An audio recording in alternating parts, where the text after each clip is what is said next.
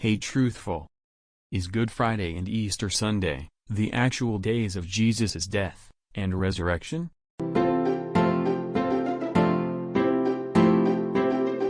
Good question, thinker.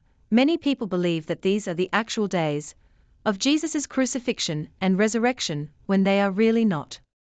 Let's check history and the Bible. Logical thinking is the way to understand a bit of it. In Matthew 20 verse 19 it says, Jesus will be raised on the third day.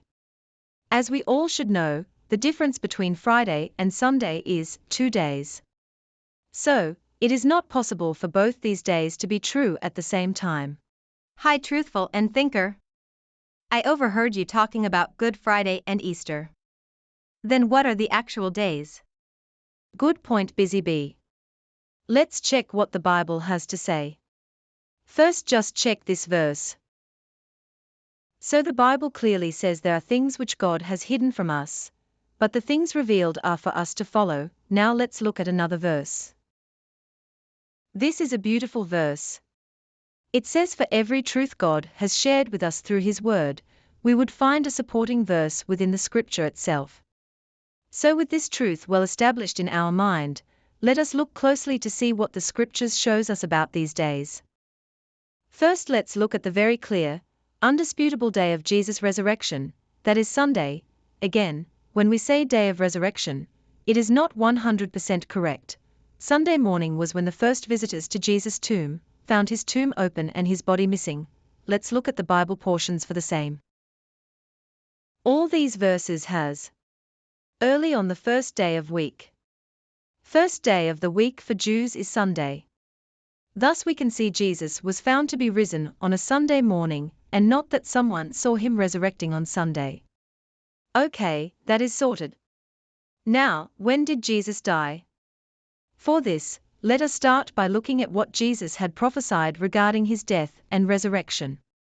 Matthew 12 verse 40 says, "The Son of Man will be 3 days and 3 nights in the heart of the earth." Luke 9:22 says Jesus will be killed, and on the third day be raised.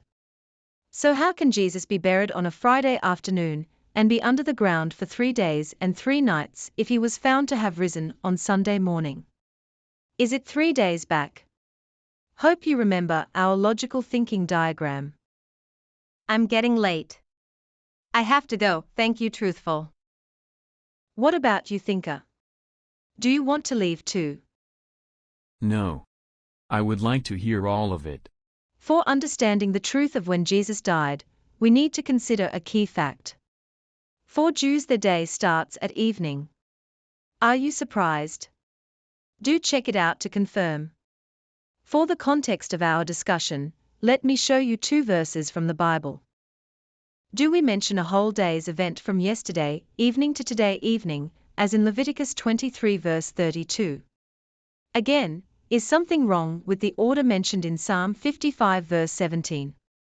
Shouldn't it have been morning, noon and evening to indicate a day? These verses prove that for Jews, their new day started from dusk of previous day.